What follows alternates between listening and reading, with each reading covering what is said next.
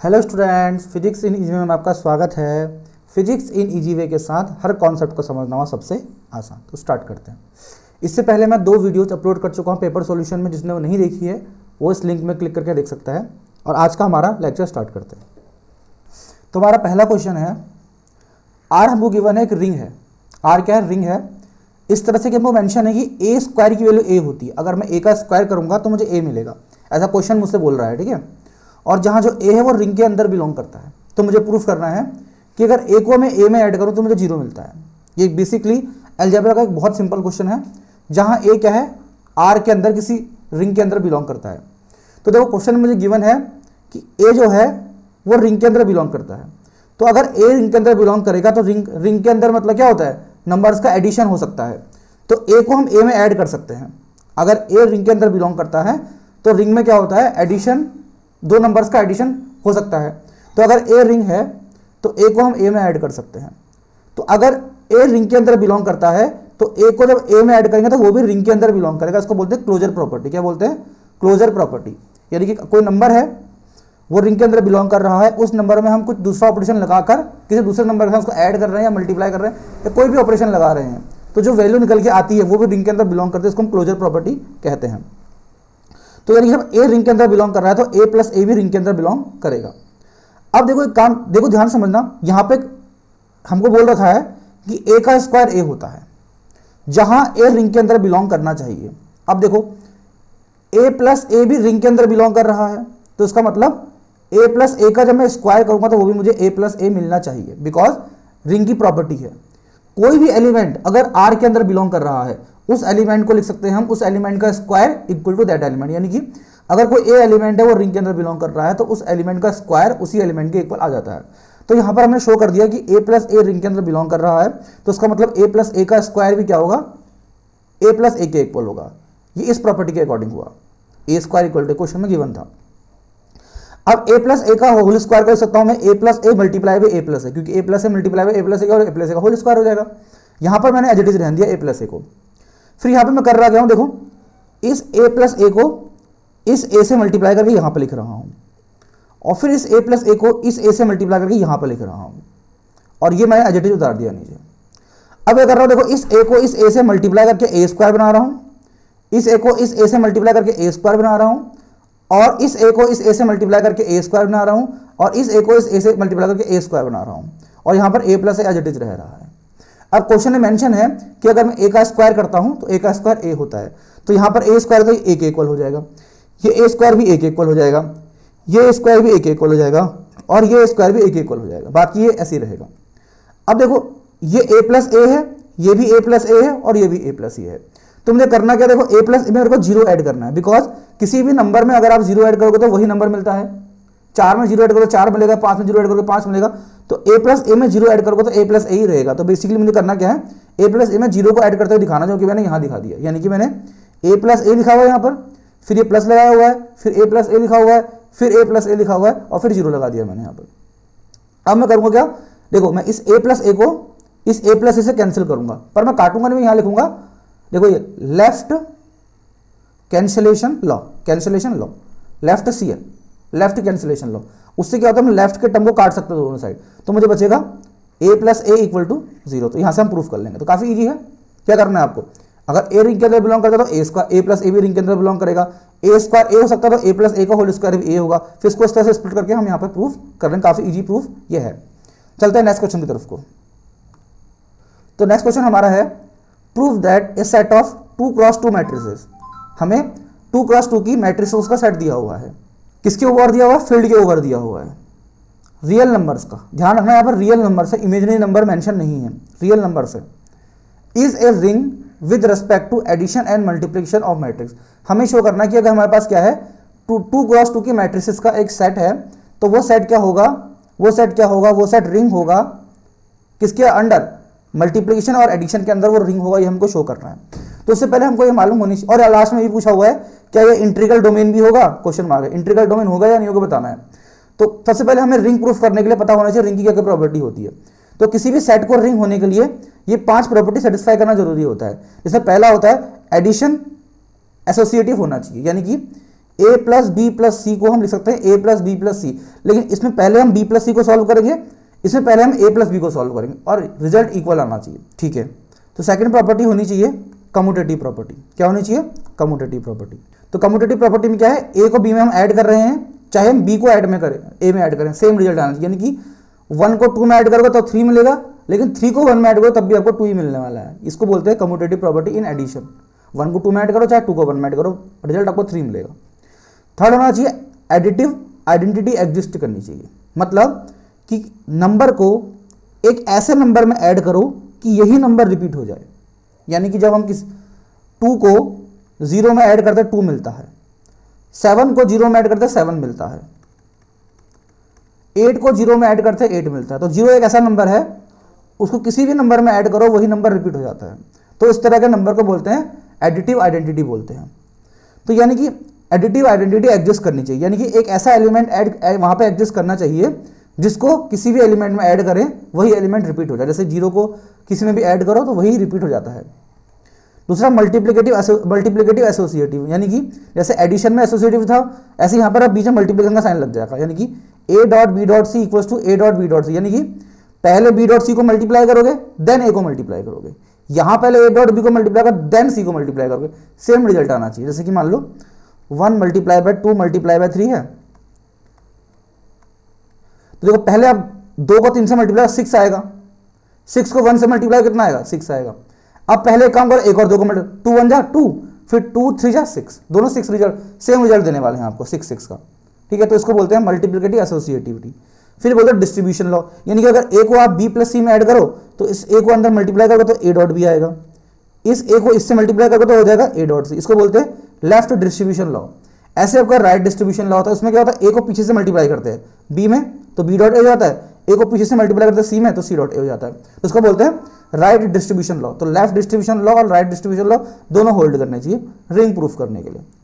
फिर रही बात इंटीग्रल डोमेन की, क्योंकि लास्ट में भी पूछा ना कि इंटीग्रल डोमेन भी होना चाहिए। तो इंटीग्रल डोमेन होने के लिए एक तो रिंग की पांचों कंडीशन सेटिस्फाइड होनी चाहिए, मतलब उसको रिंग होना चाहिए, ये पांचों की 5 प्रॉपर्टीज के अंदर होनी चाहिए। साथ ही साथ कम्यूटेटिव भी वहां पर होल्ड होना चाहिए। कम्यूटेटिव मतलब क्या होता है, A dot B equals to B dot A, ठीक है, यहाँ पर लिखा नहीं जा रहा है, स्पेस कम है इसलिए। तो A dot B equal to B dot A commutative property होती है, वो भी होल्ड होनी चाहिए। यानी कि रिंग की सारी प्रॉपर्टी के साथ अगर कम्यूटेटिव प्रॉपर्टी भी होल्ड कर रही है, कम्यूटेटिव प्रॉपर्टी भी होल्ड कर रही है तो उसको हम इंटीग्रल डोमेन बोल देते हैं। अब चेक करते हैं कि इंटीग्रल डोमेन ये है या नहीं। और साथ में क्या होना चाहिए, विदाउट जीरो डिवीजर भी होना चाहिए। जैसे अभी पीछे हमने रिंग विद जीरो डिवीजर पढ़ा था इससे प्रीवियस वीडियो में, तो ये रिंग विदाउट जीरो डिवीजर होना चाहिए। तो अगर रिंग है, कम्यूटेटिव भी है, विदाउट जीरो डिवीजर है, तब जाकर उसको इंटीग्रल डोमेन कहा जाता है। तो चेक करते हैं कि हमें जो रिंग प्रूफ करना है तो उसका मतलब पांचों की पांचों कंडीशन सेटिस्फाइड तो होगी। अब ये 3 और होती है कि नहीं होती है डिपेंड करेगा सॉल्यूशन पर हमारे, क्योंकि पूछ रहा है कि इज क्या है, पूछ रहा है वो, तो इसका मतलब इंटीग्रल डोमेन हो भी सकता है नहीं भी, लेकिन रिंग तो प्रूफ करना तो रिंग डेफिनेटली होगा ही होगा। अब ध्यान से समझो, तो अब हम रिंग प्रूफ कर रहे हैं पहले, टू प्रूफ रिंग। तो यहां पर सेट हमको दिया है 2x2 मैट्रिसेस का, ठीक है। यहां मेंशन है कि सेट क्या है, 2x2 मैट्रिसेस का सेट है। तो हमने 3 मैट्रिसेस ले लेनी है 2x2 की, ठीक है। 3 मैट्रिसेस हमने एज्यूम कर लेनी है 2x2 की। तो पहली मैट्रिसेस को मैंने M1 माना है, ये A11, A12, A21, A22 इसके एलिमेंट्स हैं। दूसरी मैट्रिक्स को मैंने M2 माना है, B11, B12, B21, B22 इसके एलिमेंट्स हैं। तीसरी मैट्रिक्स को मैंने M3 माना है, C11, C12, C21, C22 उसके एलिमेंट हैं। तो पहली एसोसिएटिविटी प्रॉपर्टी होल्ड होनी चाहिए, यानी कि अगर मैं M1 की वैल्यू रखूँ यहाँ पर A11, A12, A21, A22, फिर प्लस लगाऊं और फिर M2 की वैल्यू रखूं। M2 की वैल्यू क्या है, B11, B12, B21, B22 और प्लस फिर M3 की वैल्यू रखूं। M3 की वैल्यू क्या है, C11, C12, C21, C22 और इक्वल में देखो यहां पे ब्रैकेट इन दोनों के बीच में, तो यहां पे ब्रैकेट लगा दिया मैंने। अब फिर से इन तीनों मैट्रिसेस को लिखूंगा मैं, A11, A12, A21, A22 plus B11, B12, B21, B22 and C matrix को लिखूंगा C11, C12, C21, C22। But यहां पे ब्रैकेट इन दोनों में लगाऊंगा, यानी कि यहां पहले हमने इन दोनों मैट्रिक्स को ऐड करना है। ऐड करो कितना आएगा, A11 B11 में ऐड होगा तो A11 प्लस B11 आ जाएगा। ऐसे फिर ये इसमें ऐड होगा तो A12 प्लस B12 आ जाएगा। ये इसमें ऐड होगा तो A21 प्लस B21 आ जाएगा। फिर ये इसमें ऐड होगा तो A22 प्लस B22 आ जाएगा। प्लस इस मैट्रिक्स को ऐसे रहने देंगे C11 C12 C21 C22 plus equals to करेंगे। अब इस बार इस मैट्रिक्स को ऐसे रहने देना है A11 A12 A21 A22, इन दोनों को ऐड करना है। इन दोनों को ऐड करोगे तो B11 C11 से मल्टीप्लाई ऐड होगा B11 plus C11 B12 plus C12 और B21 plus C21 and B22 plus C22। अब देखो जब आप इसको इससे ऐड करोगे तो क्या आएगा A11 plus B11 plus C11। इसको इसमें ऐड करोगे तो आएगा A12 plus B12 plus C12। फिर इसको इसमें ऐड करोगे तो आएगा A21 B21 प्लस C21। फिर इसको इसमें ऐड करोगे तो आएगा A22 plus B22 plus C22। और सेम यहाँ पे भी ये रिजल्ट मिलेगा आपको। A11 मल्टीप्लाई होगा B11 प्लस प्लस C11 से, ये इससे ऐड होगा, ये इससे ऐड होगा, ये इससे ऐड होगा। अल्टीमेटली जो मैट्रिक्स आपको यहाँ मिलेगी वही मैट्रिक्स आपको यहाँ भी मिल जाएगी। इसका मतलब अगर मैट्रिक्स को हम ऐड करते हैं तो एसोसिएटिव होता है। सिमिलरली हम कम्यूटेटिव प्रूव कर सकते हैं। कम्यूटेटिव करने के लिए क्या करना पड़ेगा आपको, M1 की वैल्यू रखनी पड़ेगी, A11 A12 A21 A22 लिखेंगे यहाँ पर। फिर M2 मैट्रिक्स की वैल्यू रखेंगे, वो हो जाएगी B11 B12 B21 B22 equals to, अब इसको उल्टा कर देंगे। उल्टा करने का मतलब है B11 B12 B21 B22 plus A11 A12 A21 A22। ठीक है, तो पहले आपने A वाली मैट्रिक्स रखी फिर B वाली रखी, यहाँ पे आपने पहले B वाली रख दी फिर A वाली रख दी। अब इनको ऐड करोगे तो सेम ही मैट्रिक्स मिलेगी, जो मैट्रिक्स यहाँ मिलेगी वही मैट्रिक्स आपको यहाँ मिलेगी। तो उसका मतलब ये क्या है, कम्यूटेटिव भी है एडिशन में। एडिशन में कम्यूटेटिव प्रॉपर्टी भी होल्ड करता है। बट एग्जाम में आपको लिखना पड़ेगा, डिटेल में एक्सप्लेन करना पड़ेगा। कितना अच्छा आप एक्सप्लेन करोगे उतने अच्छे आपको मार्क्स मिलेंगे। ठीक है, मैं पूरा अच्छा एक्सप्लेन करके बता नहीं सकता आपको, मेरे पास टाइम नहीं इतना। अगर आपने पूरा कोर्स पढ़ा होता मुझसे तो मैं डिटेल में समझाता आपको इस चीज़ को। ठीक है, अब एग्जिस्टेंट ऑफ एडिटिव मैंने कहा था किसी भी नंबर को अगर आप 0 में ऐड करो तो वही नंबर रिपीट होता है। तो क्या कोई ऐसी मैट्रिक्स है जो एडिटिव आइडेंटिटी हो सकती है? बिल्कुल है। देखो अगर मैं नल मैट्रिक्स ले लूँ 0 0 0 0, ये एक नल मैट्रिक्स है। इसमें मैं कुछ भी ऐड कर दूँ, चलो मैंने M1 इसमें ऐड करता हूँ मैं, A11 A12 A21 A22, ये मेरा M मैट्रिक्स है, M1 मैट्रिक्स। इसको मैं इसमें ऐड करूँगा तो क्या होगा, वापस से मुझे क्या मिलेगा, A11 plus 0 A12 plus 0 A21 plus 0 A22 plus 0, यानी मुझे क्या मिलेगा A11 A12 A21 A22। यानी कि अगर मैं इसमें इस मैट्रिक्स को जोड़ता हूं तो मुझे यही मैट्रिक्स रिपीट हो जा रही है। देखो जैसे यहां पर A को 0 में जोड़कर A रिपीट हो रहा था ना, वैसे ही। तो ये नल मैट्रिक्स क्या है, नल मैट्रिक्स क्या है, null matrix is additive identity. तो इसका मतलब एडिटिव आइडेंटिटी भी एग्जिस्ट करती है। तो 3 प्रॉपर्टी होल्ड हो गई। चौथी हमारी है मल्टीप्लिकेटिव एसोसिएटिव, यानी हमें यहाँ पर करना क्या है, यहाँ पे हमें पहले M1 मैट्रिक्स की वैल्यू रखनी है, A11 A12 A21 A22। फिर हमें उसको मल्टीप्लाई करना है M2 मैट्रिक्स से, B11 B12 B21 B22। फिर यहाँ मल्टीप्लाई करना है C मैट्रिक्स से, C11 C12 C21 C22। और यहाँ पे हमें करना क्या है, सेम वही दोबारा से लिखनी matrixes, A11 A12 A21 A22 B11 B12 B21 B22 and C11 C12 C21 C22। इसमें करना क्या, पहले हमें इन दो मैट्रिसेस को मल्टीप्लाई करना है और इसमें पहले हमें इन दोनों मैट्रिसेस को मल्टीप्लाई करना है। तो ये आपको खुद से करना है। करना क्या आपको, देखो इन दो मैट्रिसेस को मल्टीप्लाई करना आपको आता ही होगा, आप क्लास 12 से सीख के आ रहे हैं। तो इन दो मैट्रिसेस को मल्टीप्लाई कर यहाँ पर लिखना है आपने, देन इस मैट्रिसेस को ऐसे उतारना है, फिर यहाँ पर इस मैट्रिसेस को ऐसे उतारना है और इन दोनों को मल्टीप्लाई करके यहाँ पर लिखना है। फिर आपने इन दो मैट्रिसेस को मल्टीप्लाई करना है और इन दो मैट्रिसेस को मल्टीप्लाई करना है, सेम रिजल्ट मिलना चाहिए। सेम रिजल्ट मिल रहा है तो यहाँ पर एसोसिएटिव भी हो रहा है, जो कि होता है, सेम रिजल्ट मिलेगा आपको यहाँ पर। ठीक है, मिलेगा यहाँ पर, मेरी बात में भरोसा रखो, मिलेगा, करके देख लेना, गारंटी है। चलो अब चलते हैं नेक्स्ट प्रॉपर्टी की तरफ को। ठीक है, ये तो फोर्थ प्रॉपर्टी हो गई। तो फिफ्थ प्रॉपर्टी हमारा क्या, लेफ्ट डिस्ट्रीब्यूशन लॉ और राइट डिस्ट्रीब्यूशन लॉ होल्ड होना चाहिए। तो उसके लिए देखो आपने क्या करोगे, यहाँ पर मैट्रिक्स M1 लिखोगे, यहाँ मैट्रिक्स M2 लिखोगे, यहाँ मैट्रिक्स M3 लिखोगे, यानी यहाँ पर आप लिखोगे A11, A12, A21, A22, ठीक है, डॉट लगाओगे, फिर ब्रैकेट लगा लो, फिर यहाँ M2 मैट्रिक्स लिखो। M2 क्या थी, B11, B12, B21, B22, और फिर यहाँ पर M3 मैट्रिक्स रख दो। M3 मैट्रिक्स क्या होगी, C11, C12, C21, C22। फिर यहाँ पर क्या करो आप, इन मैट्रिक्स को रखो, यानी कि यहाँ पर आप M1 मैट्रिक्स रखो, यहाँ पर आप M2 मैट्रिक्स रखो, यहाँ पर आप रखो M1 मैट्रिक्स, और यहाँ पर आप रखो M3 मैट्रिक्स। इनको मल्टीप्लाई करो, यानी कि पहले इन दोनों को ऐड करो आप, फिर जैसे ऐड कर कितना आएगा, B11 plus C11, B12 plus C12, B21 plus C21, B22 plus C22। इन दोनों को आपने ऐड कर दिया, यहाँ पर इससे मल्टीप्लाई करो, A11, A12, A21, A2, इनको मल्टीप्लाई कर लेना।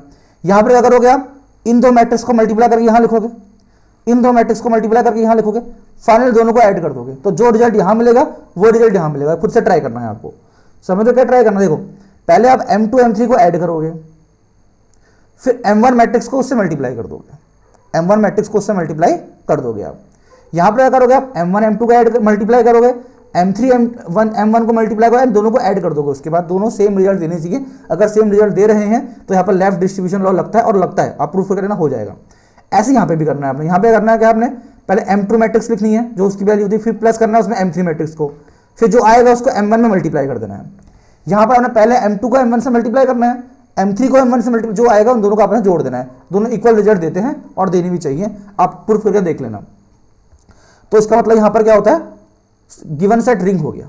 रिंग क्यों हो गया, क्योंकि रिंग की पांचों की पांच प्रॉपर्टी को सेटिस्फाइड करता है। पहली प्रॉपर्टी क्या थी रिंग की पहली प्रॉपर्टी थी कि एसोसिएटिव होना चाहिए एडिशन के साथ। दूसरी प्रॉपर्टी क्या थी, दूसरी प्रॉपर्टी हमारा थी कि क्या होना चाहिए, बताओ, देखो अभी देख लेते हैं। एसोसिएटिव होना चाहिए, कम्यूटेटिव होना चाहिए एडिशन में, और एडिटिव आइडेंटिटी एग्जिस्ट करनी चाहिए, मल्टीप्लिकेटिव एसोसिएटिव होना चाहिए, और डिस्ट्रीब्यूशन लॉ होना चाहिए। तो पांचों के पांचों लॉ प्रूफ हो रहे हैं, वो मैंने आपको बता दिया कैसे प्रूफ करना है आपको। अब पूछा गया क्या है इसमें, ये इंटीग्रल डोमेन है, तो इंटीग्रल डोमेन होने के लिए कम्यूटेटिव होना चाहिए। तो मैं आपको एक इंपॉर्टेंट चीज बताता हूँ, आपने पहले बीएससी फर्स्ट ईयर में भी ये चीज पढ़ी होगी कि मैट्रिक्स का मल्टीप्लिकेशन जो होता है वो कम्यूटेटिव नहीं होता है, ये ध्यान रखना। यानी कि दो मैट्रिक्स आप लोगे तो वो कम्यूटेटिव प्रोडक्ट नहीं देता। यानी कि अगर आप जैसे मान लो आपने एक मैट्रिक्स ली है 1 2 2 1 और एक मैट्रिक्स ली है 1 1 1 2, इसको मल्टीप्लाई करोगे और इसको रिवर्स कर दो, यानी कि 1 1 1 2 यहाँ लिख दो, 1 2 2 1 यहाँ, इनको मल्टीप्लाई करके देखो, ये दोनों मैट्रिक्स कभी भी इक्वल नहीं आती। यानी कि जो आपका मैट्रिक्स का मल्टीप्लिकेशन होता है वो कम्यूटेटिव नहीं होता है। M1 को M2 से मल्टीप्लाई करके कभी भी M2 M1 नहीं मिल सकता, बिकॉज ये मैट्रिक्स है और मैट्रिक्स का मल्टीप्लिकेशन कम्यूटेटिव प्रॉपर्टी को होल्ड नहीं करता है। इसका मतलब ये हुआ कि रिंग तो ये है क्योंकि पांचों की पांच प्रॉपर्टी सेटिस्फाई कर रहा है, लेकिन मैट्रिक्स मल्टीप्लिकेशन कम्यूटेटिव ना होने की वजह से ये इंटीग्रल डोमेन नहीं हो सकता। तो ये जो पूछा तो हम लिख देंगे कि मैट्रिक्स का जो मल्टीप्लिकेशन होता है वो कम्यूटेटिव नहीं होता है, इसलिए ये क्या नहीं है, इंटीग्रल डोमेन नहीं हो सकता, बट रिंग है बिकॉज हमने रिंग इसको प्रूव कर दिया है।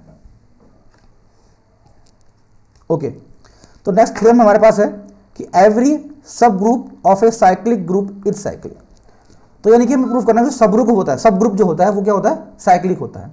यानी अगर आपके पास साइक्लिक ग्रुप है उसका एक सब ग्रुप है तो वो साइक्लिक होता है। इसके लिए आपको डिटेल में लेक्चर देखने पड़ेंगे अगर उसको बेटर समझना है, नहीं तो फिर भी मैं थोड़ा बहुत समझाने की कोशिश करूंगा आपको क्वेश्चन कैसे सॉल्व करना। अगर आ गया ये रिपीट हो गया तो कर लोगे आप, बट लेकिन पूरा कॉन्सेप्ट समझना है तो आपको पूरी वीडियो देखनी पड़ेगी जो मैंने आपको ग्रुप में भेज रखी है, ठीक है। तो मैं थोड़ा बहुत आपको कॉन्सेप्ट समझाता हूँ। देखो हमने मान लिया कि जी जो है वो ए ब्रैकेट में है, एक क्या है, साइक्लिक ग्रुप है, साइक्लिक ग्रुप है। यानी जी क्या है, एक साइक्लिक ग्रुप है, एच उसका सब ग्रुप है। दो नंबर्स की बात हो रही, जी और एच। जी ग्रुप है, एच उसका सब ग्रुप है। जी साइक्लिक ग्रुप है, एच उसका सब ग्रुप है। अब हम प्रूफ करना एच भी साइक्लिक होगा, ठीक है। ध्यान समझना, ये दो पॉइंट बता रहा हूं मैं आपको, इन दो पॉइंट से ही पूरी बात क्लियर हो जानी चाहिए। देखो पहला पॉइंट ये देखो, अगर ये जो जी है और ये एच है दोनों एग्जैक्टली इक्वल हो जाए, जो एच है वही जी हो, जो जी है वही एच हो, जो जी का हो वो एच का हो, जो एच का हो वो जी का हो, दोनों इक्वल हो जाएगा जी और एच आपस में। या फिर जी के अंदर सिर्फ एक ही एलिमेंट एग्जिस्ट करता हो जो कि आइडेंटिटी एलिमेंट हो, बाकी कोई भी एलिमेंट वहां पे एग्जिस्ट ना करते हो, तो इस केस में तो जी साइक्लिक होगा। इस केस में जी साइक्लिक होगा ही होगा। कब जी साइक्लिक होगा? देखो हमको क्या करना है, एच साइक्लिक, हमको प्रूफ करना है एच साइक्लिक है। देखो हमसे बोल रहा है कि एवरी सब ग्रुप ऑफ साइक्लिक ग्रुप, यानी कि जी तो साइक्लिक है लेकिन उसका सब ग्रुप यानी एच भी साइक्लिक होता है, ये प्रूफ करना है हमको। तो एच साइक्लिक एक कंडीशन में होता है हमेशा। कब? या तो एच और जी बराबर हो आपस में, या फिर एच के अंदर केवल एक ही एलिमेंट हो जो कि आइडेंटिटी एलिमेंट हो, उसके सिवा कोई एलिमेंट वहां पे एग्जिस्ट ना करे, तो हम कह सकते हैं एच साइक्लिक है। लेकिन अगर क्या हो, एच और जी बराबर ना हो, अगर एच और जी बराबर ना हो, तो जब एच और जी बराबर नहीं होते उस केस में एच के अंदर एटलीस्ट वन एलिमेंट होना चाहिए, एटलीस्ट वन एलिमेंट होना चाहिए जो ए की पावर एम की फॉर्म का होता है। ठीक है? कब? देखो अगर इक्वल है तो साइक्लिक होगा एच, इक्वल है तो एच पक्का साइक्लिक होगा, गारंटी है इस चीज की। ये दोनों अगर इक्वल है तो, लेकिन अगर अनइक्वल है, इक्वल नहीं है, तो साइक्लिक एक केस में होगा। अगर इक्वल नहीं है तो साइक्लिक एक केस में होगा। वो केस क्या होगा? ए की पावर एम इसको जनरेट करना चाहिए, यानी कि ए की पावर एम, ए की पावर 2m, यहां पर दिख नहीं रहा होगा आपको, ए की पावर m, ए की पावर 2m, ए की पावर 3m, ए की पावर 4m, ए की पावर 5m, इस तरह के टर्म्स इसके अंदर आने चाहिए, यानी कि ए की पावर m इसका जनरेटर होना चाहिए, ए की पावर m से ही जनरेट होना चाहिए। ए की पावर m, ए की पावर ऊपर चल रही है, ठीक है, ए की पावर 2m, ए की पावर 3m, ये सभी क्या होने चाहिए इसके अंदर आने चाहिए, तब उस केस में हम बोलेंगे साइक्लिक है। देखो ध्यान समझना, अगर एच और जी बराबर हैं तो साइक्लिक होगा हमेशा, लेकिन बराबर जब नहीं है तो इस कंडीशन में साइक्लिक होगा जब एच के अंदर जनरेटर आए और वो जनरेटर हो ए टू द पावर एम हो। तो हमको इनडायरेक्टली इसमें यही शो करना है कि एच का जनरेटर जो होता है वो A to the power M होता है। अगर हम शो कर दें एच का generator A to the power M है, अगर हम शो कर दें कि एच जो है ए टू द पावर एम से जनरेट होता है, तो इनडायरेक्टली हम शो कर लेंगे कि एच क्या है, साइक्लिक है। एच के साइक्लिक होने का मतलब क्या है कि सब ग्रुप भी साइक्लिक होता है, ये हम प्रूफ कर देंगे। अगर हम प्रूफ कर दें कि एच का जनरेटर ए एम है, तो उसके लिए हमें ये मानना है कि ए की पावर एन, हमने अपने मन से माना है ए की पावर एन एच के अंदर बिलोंग करता है, ए की पावर एन एच के अंदर बिलोंग करता है। अगर ए की पावर एन एच के अंदर बिलोंग करेगा तो यहां पर एक इंटीजर एग्जिस्ट करेगा जिसकी वैल्यू क्यू और आर होगी, इस प्रकार की एन की वैल्यू होगी एम क्यू प्लस आर, यहां पर एन जो इसकी पावर में लिखा हुआ है। ठीक है? अगर ए की पावर एन एच के अंदर एग्जिस्ट करता है, ए की पावर एन एच के अंदर बिलोंग करता है, तो यहां पर जो हमने एन पावर ली है उस एन पावर को हम इस फॉर्म में लिख सकते हैं एम क्यू प्लस आर, जहां एम तो यही वाला एम है जिसको हम बोल रहे हैं यहां पर जो लीस्ट पॉजिटिव इंटीजर होता है, लीस्ट पॉजिटिव इंटीजर एम क्या होता है, लीस्ट पॉजिटिव इंटीजर, जो ए की पावर में यहाँ जनरेटर की फॉर्म में जो है, यानी कि जो जनरेटर के पास है ए की पावर में जो है। तो इस ए की पावर एन अगर एच के अंदर बिलोंग कर रहा है, जहां एन क्या है, एम क्यू प्लस आर है, M Q plus R N की वैल्यू है, इस एम क्यू को यहाँ माइनस कर देंगे तो हमको मिलेगा N minus M Q equals to R है। देखो हमने क्या करा, हमने माना ए की पावर एन एच के अंदर बिलोंग करता है, ये मान लिया। फिर हमने माना अगर ए की पावर एन एच के अंदर बिलोंग कर रहा है तो इसमें जो एन लिखा हुआ है इस एन की वैल्यू होगी एम क्यू प्लस आर। ये आपको मानना पड़ेगा या ये कह सको ये आपको याद करना पड़ेगा, थ्योरम तो याद ही करनी पड़ती है वैसे भी। ठीक है? फिर मैं समझा रहा हूँ आप किस तरह से याद कर सकते हैं इसको। तो जहाँ पर एन हम यूज कर रहे हैं इसकी value M Q plus R है। फिर एम क्यू को उठाकर हम यहाँ लिया है तो एन माइनस एम क्यू की वैल्यू आर हो गई, जहाँ एम ध्यान रखना क्या है, एम जो है वो है लीस्ट पॉजिटिव इंटीजर, एम क्या है, लीस्ट पॉजिटिव इंटीजर है। और आर की जो वैल्यू है, आर की वैल्यू वो 0 से m के बीच में होती है, यानी आर की वैल्यू 0 हो सकती है पर m के इक्वल नहीं हो सकती, m से लेस ही होगी, m से लेस होगी और 0 या के इक्वल या 0 से बड़ी होगी। ठीक है? तो n minus M Q R हो गया हमारा। ठीक है? चलते हैं नेक्स्ट पेज पर, ध्यान समझना। अभी हमने एज्यूम किया था कि ए की पावर एन एच के अंदर बिलोंग करता है, अब हम एज्यूम कर रहे हैं कि ए की पावर माइनस एम क्यू भी एच के अंदर बिलोंग करता है। ए की पावर एम एच के अंदर बिलोंग करता है, ए की पावर माइनस एम क्यू भी एच के अंदर बिलोंग करता है। ऐसा हम क्यों मान रहे हैं बताओ? ऐसा हम इसलिए मान रहे हैं बिकॉज हमको क्या लेके आना है, एन माइनस एम क्यू बनाना है, एन माइनस एम क्यू बनाना है। तो एक बार मैंने ए की पावर एन ले लिया, एक बार मैंने ए की पावर माइनस एम क्यू ले लिया, ये ध्यान रखना है।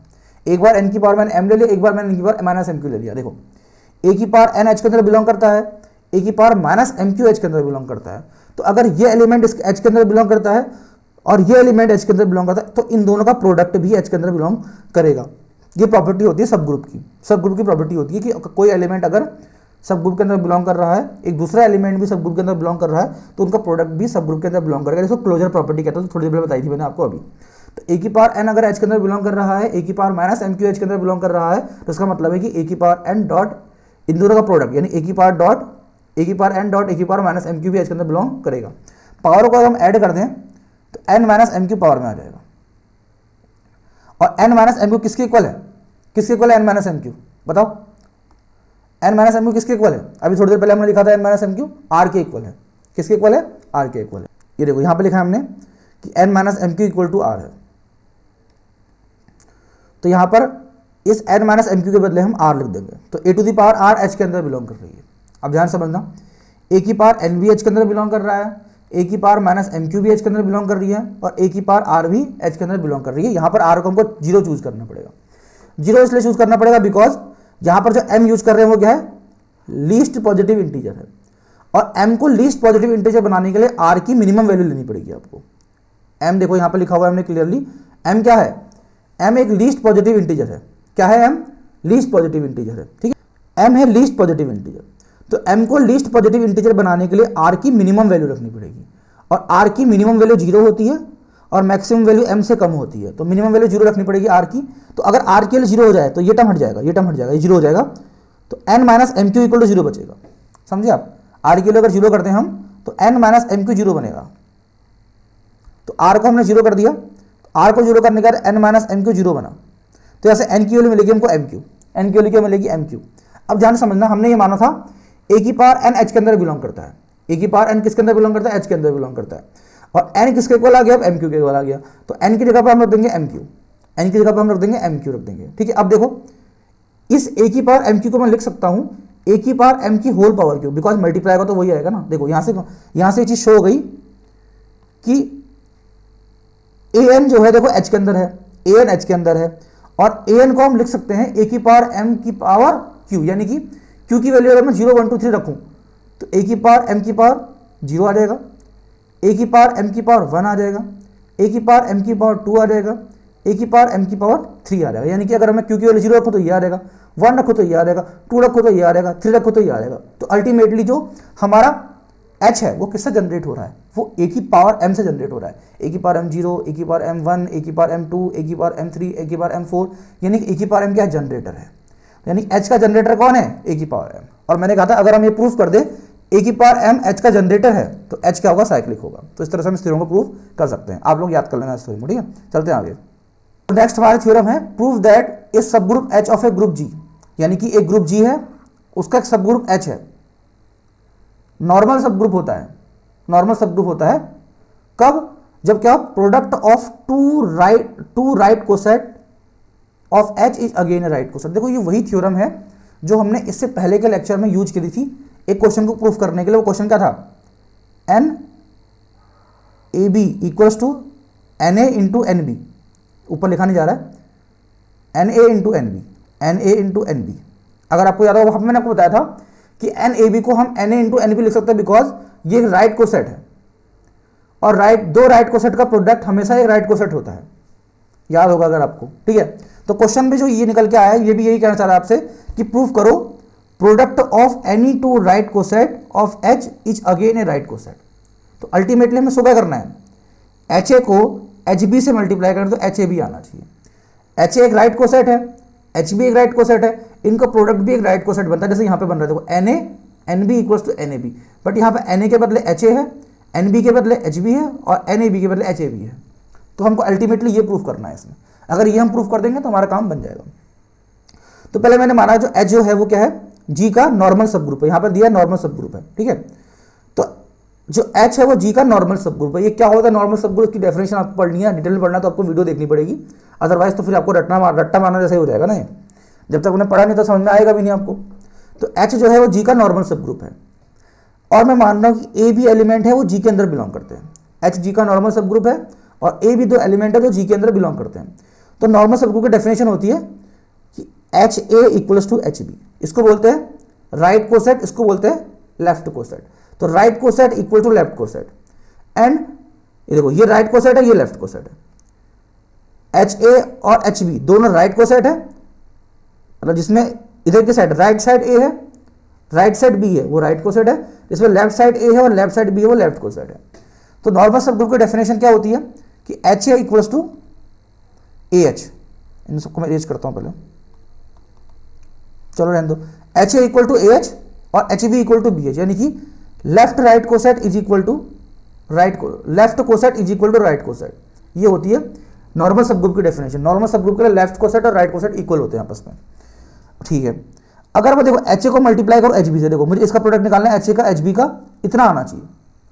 तो अगर मैं एच ए को मल्टीप्लाई करूँ एच बी से तो कितना होगा, देखो H A into H B होगा, बिकॉज एच ए को एच बी से मल्टीप्लाई कर रहा हूँ, ए को इधर भेज दो, देखो एच ए एच के इक्वल, तो यहाँ पर लिखा हुआ है एच ए जो है वो ए एच के इक्वल हो जाएगा, लिखा नहीं लिखा है।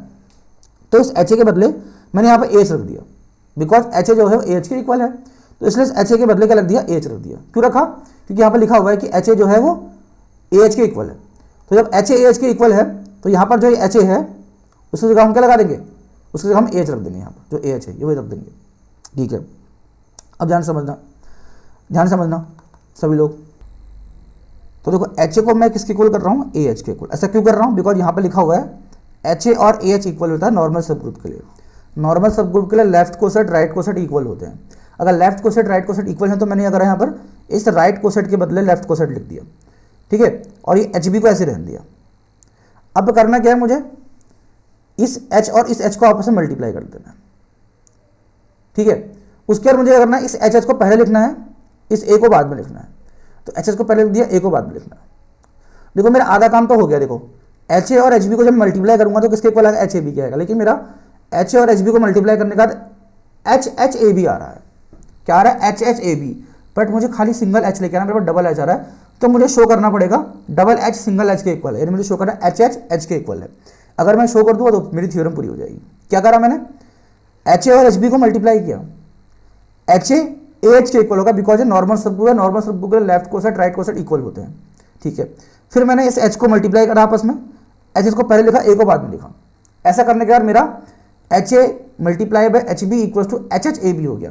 बट मुझे सिंगल एच लेके आना, तो सिंगल एच लाने के लिए मुझे इस डबल एच को सिंगल एच के इक्वल प्रूफ करना पड़ेगा, यानी मुझे प्रूफ करना पड़ेगा H H equal to H. तो उसके लिए मैं क्या करूंगा, उसके लिए मैं पहले देखो एच एच को एच का सबसेट प्रूफ करूंगा और एच को एच एच का सबसेट प्रूफ करूंगा। कैसे, देखो मैंने एक्स एक एलिमेंट मान लिया जो एच एच के अंदर आता है, एक्स एच एच के अंदर आता है, और x की वैल्यू क्या है, h1 h2 है। x की वैल्यू मैंने मान ली h1 मल्टीप्लाई बाय h2, जहां जो h1 है ये h1 कैपिटल H के अंदर बिलोंग करता है और जो h2 है ये भी कैपिटल H के अंदर बिलोंग करता है। अगर h1 H के अंदर बिलोंग करता है, h2 H के अंदर बिलोंग करता है, और h जो है वो G का नॉर्मल सब ग्रुप है। अगर ये तीनों चीज कंडीशन साथ साथ हो रही है, कौन कौन सी, h1 H के अंदर बिलोंग करता है, h2 H के अंदर बिलोंग करता है, और h G का क्या है, नॉर्मल सब ग्रुप है, तो इन दोनों का प्रोडक्ट जो होगा यानी कि h1 h2 वो भी h के अंदर बिलोंग करता है। ये डेफिनेशंस वगैरह है, ये जब तक आप नहीं याद करोगे तब तक आप थ्योरम को प्रूफ नहीं कर पाओगे। जब तक आप पूरा लेक्चर नहीं देखोगे तब तक आप नहीं सीख पाओगे। फिर भी आप थोड़ा रट लो, फिर अगर पूरे लेक्चर देखने नहीं पा रहे तो रट लो उसको। क्या कर सकते हैं, देखो x किसके अंदर बिलोंग कर रहा है, एच के अंदर। x की वैल्यू मैंने मान ली h1 h2।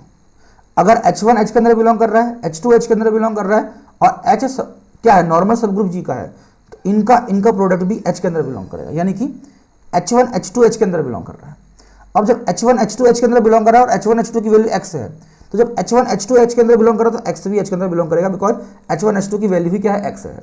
तो इसका मतलब देखो x H के अंदर आ रहा है, x किसके अंदर आ रहा है, H के अंदर आ रहा है, और x किसके अंदर आ रहा है, HH के अंदर आ रहा है। देखो x HH के भी अंदर आ रहा है और x H के अंदर भी आ रहा है। इसका मतलब HH जो है वो सबसेट है H का, HH जो है सबसेट है वो H का। अब हमें इसका रिवर्स पार्ट प्रूफ करना है। उसके लिए मैंने मान लिया H के अंदर बिलोंग करता है, E H के अंदर बिलोंग करता है, तो क्लोजर प्रॉपर्टी लगा दी यहाँ पर मैंने। देखो H कोई भी एक एलिमेंट है वो H के अंदर बिलोंग करता है, E है आइडेंटिटी एलिमेंट, वो भी H के अंदर बिलोंग करती है, तो इन दोनों का जो प्रोडक्ट होगा, मल्टीप्लिकेशन जो होगा, यानी HE वो HH के अंदर बिलोंग करेगा। This is theorem.